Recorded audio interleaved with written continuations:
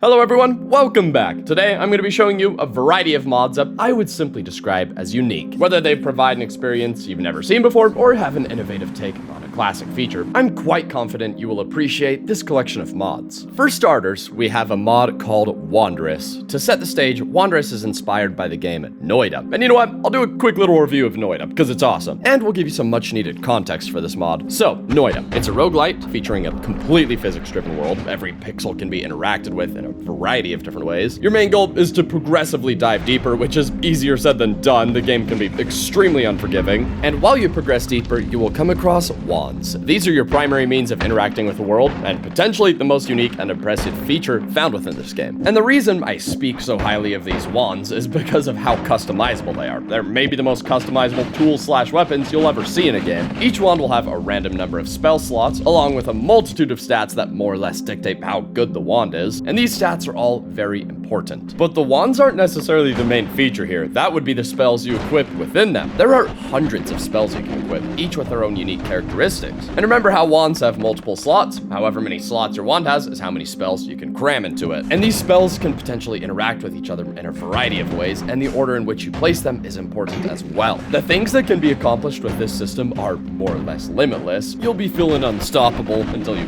die in an extremely tragic way, of course. It's kind of how this game rolls. And then you just get a restart. But yeah, this game is spectacular and I'd love to talk about it more in depth, but this is in fact a Minecraft video. We gotta focus. As I said, Wandrous is inspired by Noida, specifically by the incredible spell system. The mod has over 90 spells available, so not quite as many as Noida, but still more than enough to get plenty creative. Some spells are relatively simple, whereas others give you the power to destroy vast stretches of land. It's great. The wands feature the same stat system and functionality found within Noida, and wands aren't just offensive weapons. You can, for example, create a drill to quickly mine, teleport, place temporary light sources, summon creatures, smelt items. It just keeps going. Honestly, this is just so cool to see. It's genuinely an incredible game mechanic, and seeing someone implement it as a mod in Minecraft is very exciting. So yeah, check out Wandrous, check out Noida, and let's move on to the next mod, Clavis. This mod completely overhauls the looting experience in Minecraft. Normally, looting is something you don't even think about. You just, run up, open a chest, and move on your way. I bet you weren't even all that excited from that chest. Well, this mod turns looting into a dopamine-releasing, satisfying little minigame. When you come across the chest, it'll have a colored lock hovering over it, and chains wrapping around the chest itself. The color of the lock indicates the quality of the loot within. Upon opening a chest, you'll be greeted with this, and your goal is to activate all the pins with as little misses as possible. The better your performance, the sweeter the reward. There can be modifiers as well, which will be listed on the right-hand side, introducing additional challenges, making things more difficult for you. And once you eliminate all the pins, the chest will open, and the loot is yours to claim. I absolutely love this mod. It's well made, nice to look at, and makes looting interesting. Next up, we've got the mod ProtoManly's Weather. This is probably the most insane, all-encompassing weather mod I've ever seen for Minecraft. For starters, it features absolutely massive weather systems that stretch hundreds upon hundreds of blocks, and the clouds look as if they were provided by a shader, but they weren't at all. Everything you see is exclusively this mod. In fact, shaders aren't even compatible. But unlike weather systems provided by shaders, these clouds actually have an effect on your world. You've got localized weather, so it isn't just raining or sunny everywhere. If it looks like foul weather, it probably is. And weather has many stages of progression. It can start off quite tame and slowly build up to much higher levels of intensity. The wind will blow harder, rain will come down in higher quantities, fog will thicken, stuff like that. And what I bet you probably won't see coming is just how intense this weather can get. ProtoManly's weather doesn't stop at downpours. Weather can progress to dangerous levels. Storms can even become destructive. I mean, there are fully functioning tornadoes, and they look incredible. The visuals can be a little glitchy, particularly on the horizon where blocks meet the sky, but for the most part, it isn't too much of an issue. Truly, this mod is extremely impressive. The way it interacts with your world and the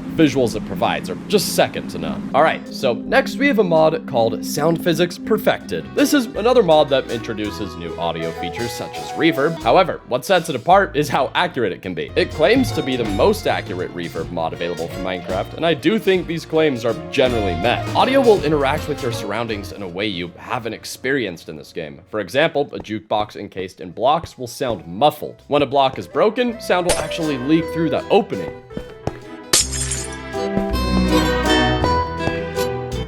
As you move around and away, the sound will react accordingly. It's very cool stuff. Here's another example. I have a note block playing a deep rhythmic beat. When covered in blocks, it's pretty subdued, yet once I remove blocks, that sound grows much more intense.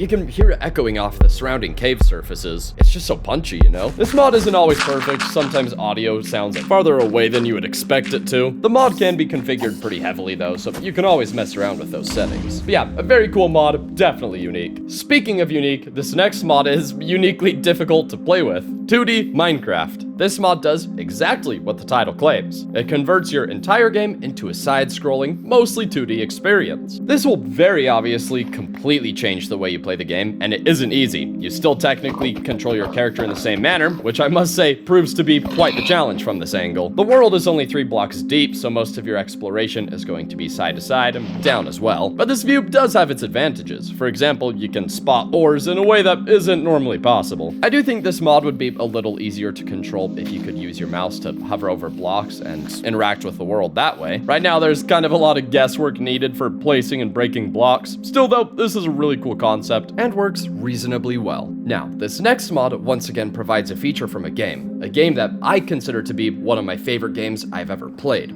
Outer Wilds. This game is genuinely a masterpiece, but it's kind of a universally shared sentiment that when heading into this game, the less you know, the better. So I'm not going to tell you all about it. You just need to understand that it is very, very, very good. It's not for everyone. There's a lot of reading involved and puzzles to solve. So if these features aren't up your alley, perhaps you won't enjoy it. But if neither of these particular features bother you, or better yet, you enjoy them, just play this game if you haven't. I promise it deserves all the praise it gets. Anyway, one of the many really cool features in Outer Wilds are these gravity crystals you'll come across. Essentially, when you approach them, your gravity will be flipped to match the surface they sit upon. The mod we've been building up to, called Outer Wilds Gravity Tech, introduces this exact feature into Minecraft, and it works about as well as you'd hope. And I mean, just think of the possibilities here. You could introduce these into your builds, create secret pathways. It's a genuinely awesome feature from a genuinely incredible game. So, next, we've got a mod called Falling Sand, and this is actually the second time a mod I'll be showing you today references Noida as an inspiration. This time, the inspiration comes from the physics portion of Noida. So, what does this look like in Minecraft? Naturally, it affects blocks that were subject to gravity by default, such as sand or gravel. Rather than falling straight down if stable blocks are removed from underneath, blocks can actually slide. So larger quantities of falling blocks will spread out, forming hills rather than just stacking straight up. And you can customize this mod so really any block you'd like can collapse. I thought it'd be pretty funny attempting to make stone collapse, thinking it would completely cripple my frame rate. So imagine my surprise when the game didn't even flinch. This mod runs very well. And you can also speed up the simulation, so if you think it's too slow, crank it up. Velthoric is the next mod on this list, and it is extremely impressive. It doesn't really do anything gameplay-wise, but it does provide some of the best physics-based items I've ever seen in Minecraft. Using commands or a couple tools available to you, you can create and interact with these objects, and they behave in a very realistic way. There's both rigid and soft objects, different shapes, connected objects, a little bit of everything. And this actually uses a physics engine called Jolt Physics, which has apparently been used in some very well-known games, and I have to say, the results are fantastic. Messing around with this mod is just a great time. Again, it doesn't really do anything regarding actual gameplay, but it's an awesome tech showcase kind of mod. Great to just play around with and test its potential. Now, the final mod I'll be showing you all today is called BetterWeather. It completely changes the appearance of clouds in Minecraft and also provides localized weather similar to ProtoManly's weather. But the craziest thing about this mod, which you've probably noticed by now, is the fact that it's made for beta version 1.7.3. This version of Minecraft was released over 14 years ago, and there's actually a project called Fabric,